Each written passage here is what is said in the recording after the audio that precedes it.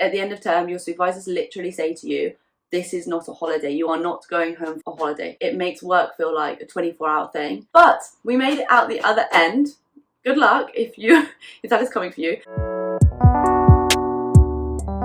Hello guys, and welcome back to my channel. If you're new here, my name is Abby and I make productivity and corporate lifestyle videos, and today we are talking about my honest opinion of Cambridge University, and we're going to be looking at all things from social life to workloads to the teaching to the classism to literally everything. So I put out on my YouTube and on my Instagram last week, send me any questions you've got about like Cambridge and I will bring them up in this video. So the structure of this video is going to be some of those questions and then just like more information surrounding those topics, and then my opinion on the university itself and whether I'm glad I went. So a bit of background: I studied at Cambridge from 2018 to 2022.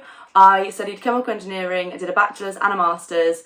And it was an integrated master's, which means I applied for the master's initially I was always going to be doing the master's as long as I got the grades to do it. So I recently graduated in the June just gone, 2022, and I have been wanting to make this video for ages, but I've been trying to long it out a bit so that I can properly think about it for one, and also kind of get over the initial oh my god, that was so hard, I can't even think straight and I just want to cry stage of uni. And I think I'm past that, and I can actually look at it for what it is now and not just how hard it was and how stressful it was. I thought this would be a good time to finally make this video, and you guys have been asking me so many questions about it, and have commented on my videos saying oh, can I talk more about my course and how things were structured, and that's exactly what we're going to do today. Anyway, I'm rambling, so we're going to get straight into it. So I've structured the video into 4 sections, so I'm going to put them on the screen now, the sections. I'm going to talk about academia, how the ranking system works at Cambridge, social life, culture and colleges, and opportunities provided, and kind of the positioning you're given for the future. And then I'm going to finish with my final opinion and my thoughts on my time at university. So feel free to skip to any part. Put the timestamps on the screen now, and yeah, feel free to stay along for the whole thing, and you might find out some cool, interesting things that you didn't know happened at Cambridge. Just a disclaimer that obviously some of these things are fact, but a lot of this is my opinion and coming from my point of view. Other people may have very different opinions on the things I'm talking about, and so please don't take this as 100%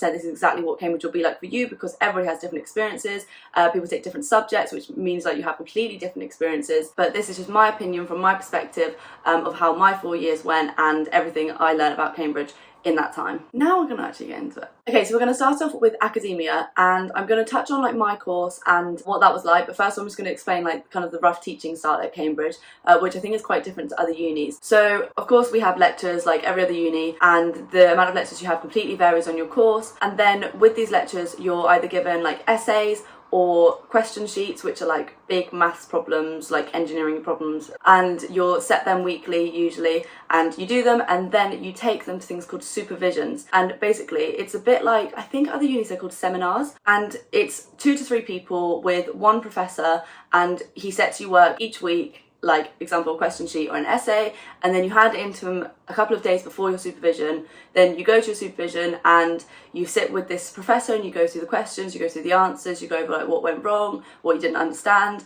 and it's just an hour where you basically just talk out everything you did that week on the question sheet or in your essay and basically try and improve. And yeah, and I think at other unis the seminars are very similar, but you have a lot more people in a group. This was one of the reasons I actually really wanted to go to Cambridge, because I feel 1-to-1 or 1-to-3 learning that is really, really useful. So alongside lectures and then supervisions, depending on your subject, if you do a STEM subject, you're going to have labs or workshops and things. In other unis, I believe each year the work you do contributes to your final grade. At Cambridge it's not like that. Each year you learn whatever you learn, you get a grade for that year, and that's it, the end. Second year, do the work, sit the exams, that's your second year grade, and then your whole final uni grade rides on the last year, so either your 3rd or 4th year, if you do a 4th year. Also, we have very minimal coursework. Everything is very exam based, so it really is work for 3 years, and the final week in your 3rd year determines your degree, or your 4th year if you do a 4th year. So I'm going to explain to you my 4 years at Cambridge doing chemical engineering, and what that looked like, what each year looked like, the workload and things like that. Obviously this varies dramatically for subjects, so humanities subjects do have a lot less contact hours, but then they do have to read a lot more, and I think do a lot more long form writing. But yeah, STEM subjects, and particularly engineering, is very, very, very heavy on the contact hours, and it's pretty rough, I'm not gonna lie. So year 1 of chemical engineering at Cambridge, you get to choose to either do natural sciences or engineering, and so you do not study chemical engineering in your first year. However, I believe that is going to change soon, or has changed, but that's how it was for me. So I chose natural sciences, and in this you choose 4 subjects to study through that year. So I chose maths, material science, physics and chemistry, and the structure of this is 12 lectures a week, including Saturdays. So yeah, we have Saturday lectures in first year, so 2 lectures a day, including Saturdays, 9 a.m. on a Saturday in the lecture theatre. It's not a good time. And then 3 practicals a week, and these are usually like a whole afternoon, so that's like 3 whole afternoons gone. And then 4 question sheets for the supervisions that I mentioned, so 4 of those in a week, and each supervision sheet could take you at least 3 to 4 hours to complete with like pure focus. So they're pretty long, and sometimes they're like really hard. Like you'll be looking at a question and the answer's just not there. Like there is no way to find this answer, and there's so many times you will just sit and bang your head against your desk and just think, I'm not going to get this done ever because I don't know the answers. So that's pretty hard. And then we'd get a couple of extended pieces of work over the holidays. So overall this workload was pretty insane. It would just be like just pretty all the time. Like you've got lectures 6 days a week. Sundays you're trying to catch up on all the questions you couldn't get through in the week because you were in practicals. So yeah, I would definitely say it's a 7-day-a-week thing, like no days off at uni in first year. Obviously if you plan your time really well, like you could squeeze days off, but like it was pretty full on. I think in first year it averaged at like something like 28 contact hours a week, which is a lot, considering like that's just contact hours, not including like the time you need to do the questions and like write things up and learn. Then you go into second year, and second year in chemical engineering is known to be like the best year on the course because it's the most relaxed, it's the least workload, and it's actually like the subject you applied for, so it's a little bit more interesting than the year before. And for this we had no more lectures on a Saturday, so that was great, but we averaged about 10 hours of lectures a week. Some days you'd have 3, some days you'd have 2, and then we only had 1 practical every other week, which was such a blessing because practicals just took up so much time in first year. However, with this we did have a practical write-up. What are they called? Scientific reports? Did them every other week of my life, and what are they called? What is that called? Science report. It's not called a science report. I'm going to search this up because that is going to really annoy me. Lab report. A lab report. It didn't even come up. I remembered it. Oh, lab report. Is that what they call it? Lab report. Yes, I remembered. Anyway, with this came a lab report, which would usually be about 2,000 to 4,000 words every other week. So that was a rough one, but at least it was every other week. So, you know, you can't complain too much. And then you still have your 3 to 4 question papers each week, but you do have more time where you don't have the labs. So contact hours were less. Life actually in second year was great. We had way more work-life balance. Things were much quieter, but still like a lot of work to do. Chemical engineering in itself is one of the heaviest degrees. But yeah, then we go into third year. Now third year chemical engineering is literally renowned to be like one of the worst years. I think it's like second year medicine and third year chemical engineering is like, don't go there. Don't, if you have a friend in third year chem eng or second year medicine, like just bring them tea. Just make sure that they're okay because they're struggling. So yeah, third year Chem Eng was like just insanely content heavy. There was so much to learn and it's tough stuff. You sit your exams in May, so normally you sit your exams in June and you get 4 weeks to revise. In third year, your exams are straight after the holidays, so you don't get that 4 weeks of like breathing time to like really solidify your revision, and you have more content to learn than like the other years, harder content to learn than the other years. And then when you get back, you finish your exams, you're not free yet, you've got to do a design project. And design project, I think, hands down, was the worst experience I've ever had at university. At other unis, I think they have something like 6 months to do a design project. I don't know, don't hold me to it. If you know, feel free to comment. But that was kind of like the word on the grapevine of like other unis have like ridiculous amounts of time to do this. And we got given 6 weeks, I think. 6 weeks to, basically we had to design a power plant. So you were in a group of 4 or 5, and you each get given a part of the power plant, and you basically have to like build a power plant from scratch, like not obviously like with real pieces of equipment, like model it on all these modelling systems and like using all these equations, and basically make a working power plant. This is always hard, but in other years you go into department and you work together. We were in lockdown, and so this was sat in your bedroom on your own, looking at computer screens and thinking, what on earth is going on right now?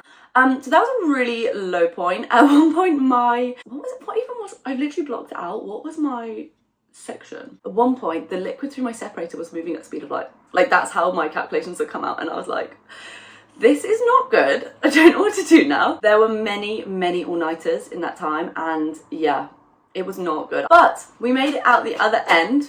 Good luck if that is coming for you. but you'll be in department now, so it won't be as bad. Fourth year comes back, and that's actually a lovely year. Like, that's such a nice year. The workload again, I think, is less. There is less heavy content. There's a lot more coursework, which is like, you don't really get as much coursework at Cambridge. It's a very, very heavily exam based. So yeah, fourth year, I think you pick like 8 subjects, and then some of them are coursework, so there'll be like really long form pieces of writing, and then exams, which were shorter. So in all years so far at Cambridge, exams have been 3 hours long, but in our masters, they were only an hour and a half, which was such a dream. And then you have your thesis dissertation, which is 40 pages, 10,000 words, but it's not just like based on research. So it's called a research project because you spend the whole year working on like an actual product. So my research project was to do with convolutional neural networks, which is to do with machine learning. And basically, me and my research partner spent the entire year building these networks to predict silver nanoparticle sizes. And you basically like create this, like, it was kind of a product. Like, I feel like we could trademark that. And then you write all about it, how you did it, like things that happened, and just all about that. It was really hard. Like, it's really, really, really hard. It took up probably most of the year. Like, that was my main priority all year. And obviously, like, you're not only writing and researching, you're actually spending hours at the computer, like coding and like running this code and seeing if it works and seeing if it doesn't. So yeah, fourth year, so much better. So much more chilled, life was good. So yeah, that was just quite a long description of what happened in each year. But now we're gonna get into some more Q&As about like how that was and like work-life balance and things like that, and like my opinions and all of that, because that was just fact. That's just like how the years were. Okay, so work-life balance, let's talk about this because I actually have a lot to say about this. I don't think it was good at all. Like, it was not good, and I don't think that was just my fault in terms of like I worked too much or I didn't organise my time well. I think the university itself doesn't have a very good kind of like message towards work-life balance. So they do push you, when you first get to uni, you're really, really pushed to join a society or join a club. And the reason for that, I realised like later, was because they don't want you to be working 24/7. They want you to be taking your brain away from work, and the pressure of uni makes that really hard.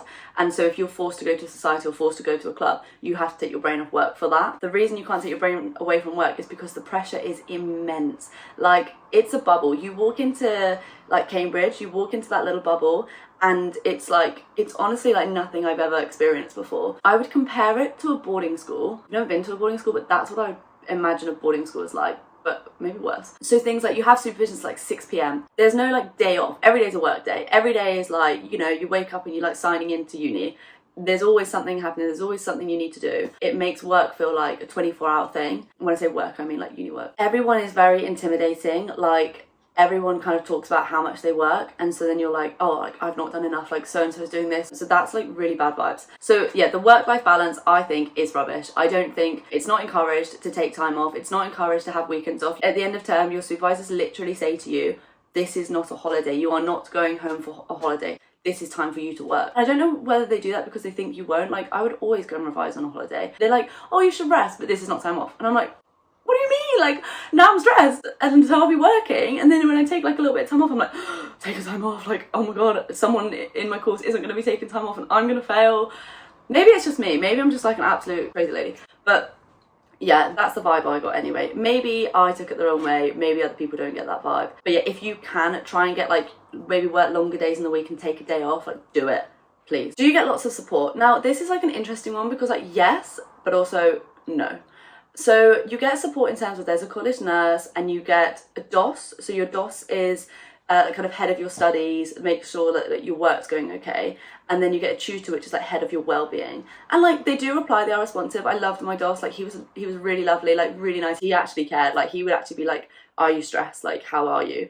So he was lovely. And you have a tutor, and my tutor was really nice too. Like, if I actually had like a problem and I emailed him, he did respond and he did help. But you'd only reach out if you had like kind of like a serious problem. I wouldn't reach out and be like, my workload's a lot this week, but that happens every weekend, so you end up just working like crazy hours. And the college nurse is really nice. I had gone to her before and she was actually really nice. So yeah, they are supportive in that respect, but in terms of academia support, one of the reasons I went to Cambridge because I thought supervisions would be like super useful, and actually they really, really didn't reach my expectations at all. Some supervisors were great, like, you know, some knew all the answers and were so helpful and would always tell you why, would explain things so well, great, but it's just not all of them. This is going to be a really long video as well. I've just realised, like, I'm talking so much, but there's so much to say. Like, yeah, and then also you hand your work in, and supervisors sometimes mark the work, sometimes don't.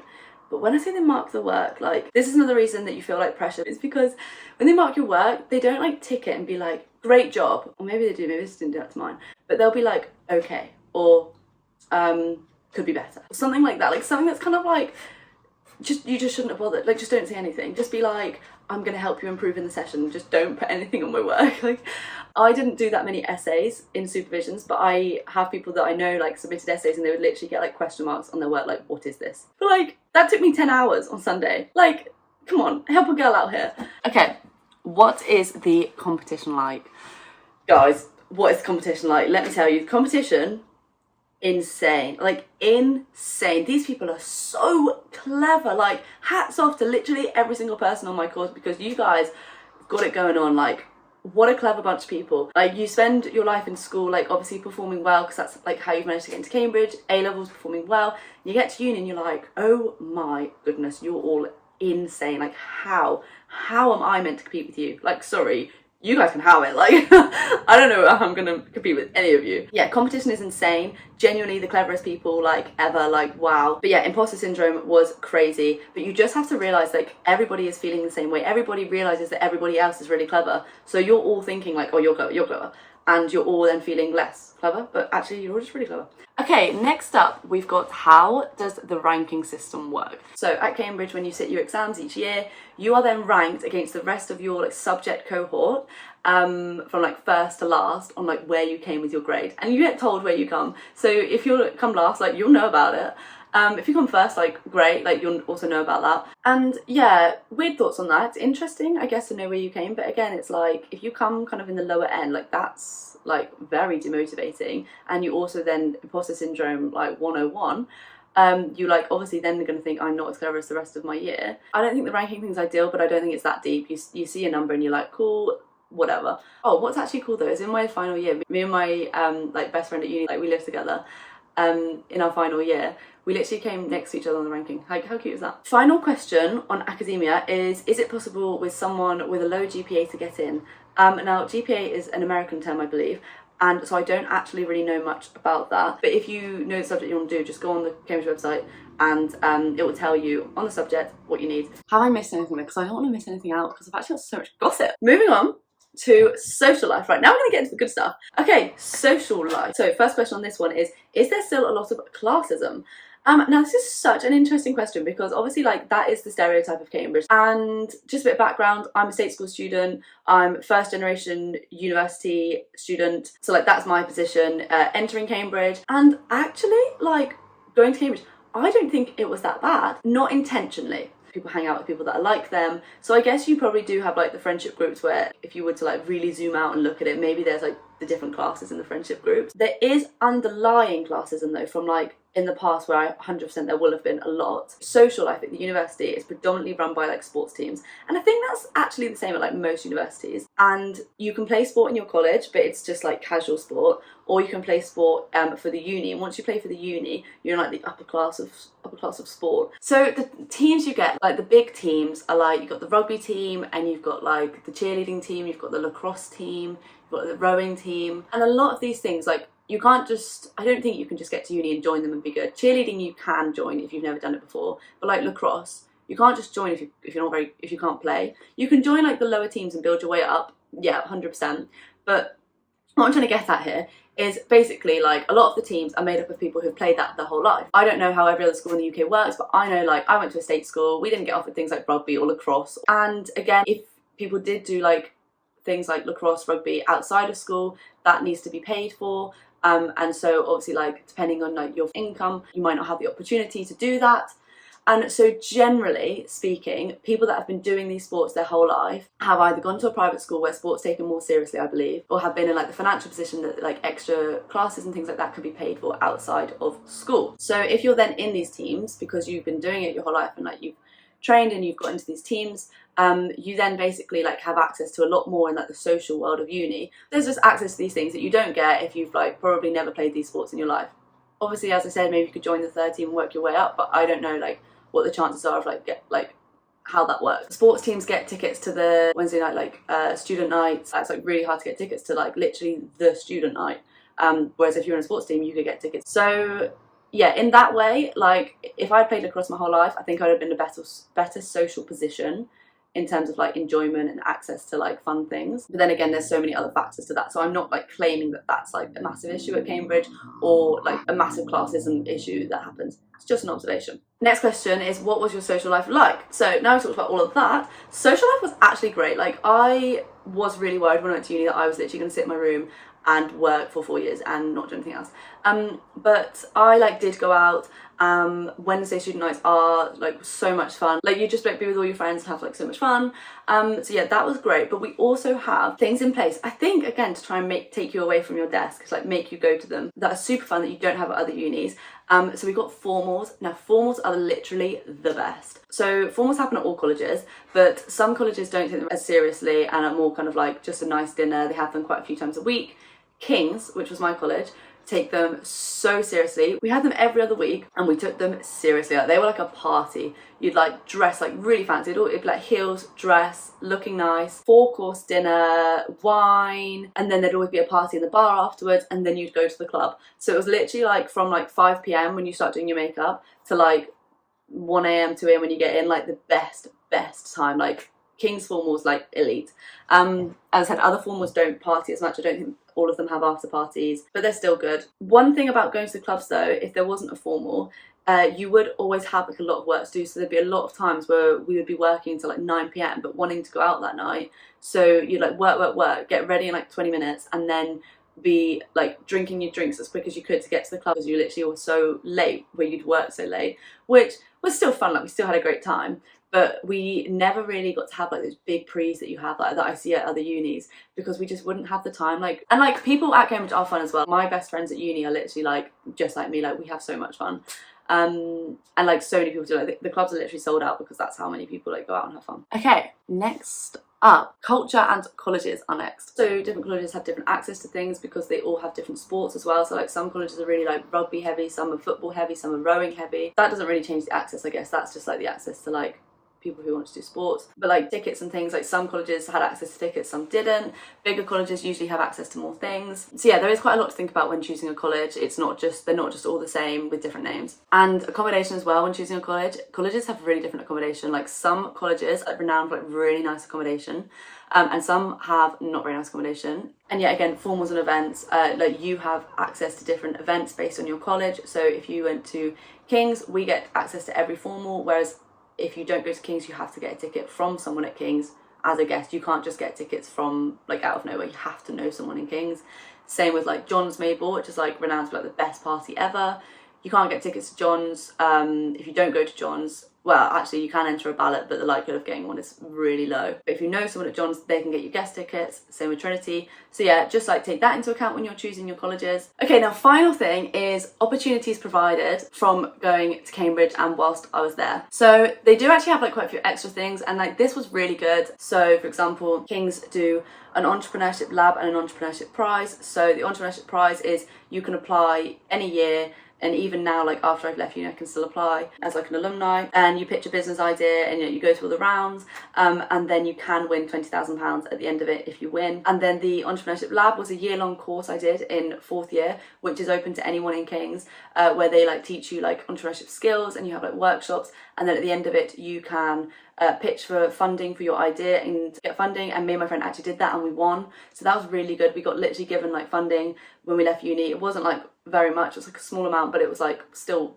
pretty cool and like way better than nothing. That was really good. Like I don't know if I'd have had that opportunity somewhere else. We also have the Cambridge Union, which invites like really cool people, like literally like Bill Gates has been there to talk. I never actually joined because you have to pay a yearly membership fee, and I think it's quite expensive, but I do wish I joined. I think it would have actually been really interesting. I just never kind of like got around to being like, oh yeah, that's what I'm going to do. I feel like the most job inspiration just comes from speaking to your friends and being like, what have you applied to? What have you applied to? And obviously it's great to be around like high performers, high achievers, because they are applying to the best things. Like everyone is there like applying to the top jobs. And it's nice also to know like if you didn't make it through an interview or something, the person you sat next to who you know is incredibly clever and also didn't get through, and you're like, oh okay, it's not us, it's them. This is the longest video I think I've ever made. I feel like I've not stopped talking. It's so long, there's so much to tell you. So I'm going to start closing it off by talking about how has Cambridge benefited me. And of course, like Cambridge has benefited me like hugely, like massively. It has opened so many doors. I feel like the biggest thing I've learned from Cambridge wasn't my degree, like it wasn't chemical engineering, like that's like the smallest thing I learned. The biggest thing I learned was like how to think like really well, how to think critically, facing such difficult problems and like how to solve them, how to be in situations where you constantly feel like you're not doing good enough but still getting up and doing it and still getting up and like producing the work, and how to like push through that and then actually do well. So like it was kind of like that journey of like breaking through the barrier and be like, I can do this no matter how like rubbish I feel and how much I feel like Cambridge is raining on me. I've got this. So yeah, that was like, I think that was life-changing. Like I think in situations in the future now for the rest of my life, when I can't do something, I'm going to be like, I know that if I give this time and put the right work and I will be able to do this. And it's just given me that like perseverance, motivation and resilience. It's also such a good networking opportunity, like I just said, like being surrounded by like these like high achievers, high performers, like who they are going to go far in life. They've got the capabilities to do so, so if they keep pushing. In terms of my degree, people don't second guess it. They hear that and they're like, cool, like that tells me enough, like you're hardworking, you're clever, you're driven. They don't hear chemical engineering and think, okay, can you like design a power plant for me? They hear that and think like those things: driven, intelligent, hardworking. Are there any drawbacks? From what I've heard, like other unis where you have less content or more time to get through the content, you actually have time to think and you actually have time to work through it and learn.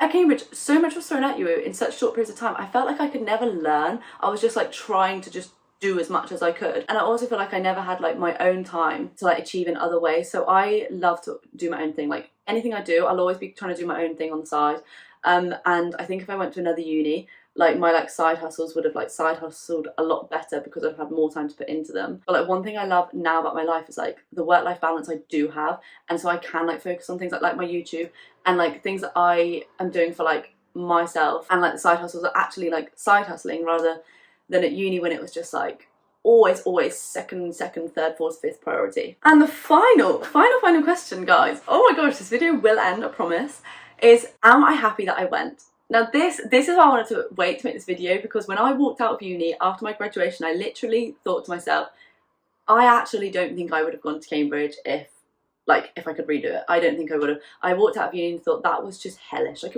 it just was hard. It was so hard that it just like really like brought me down. It was not the vibe. But I knew in that moment that I was like feeling all these feelings of like exhaustion and kind of coming out the other end being like, oh, all I've got is this like piece of paper in my hand, and I went through like all of that to get here. But now like I've obviously had my time to settle, and a piece of paper is the smallest thing I got from that degree.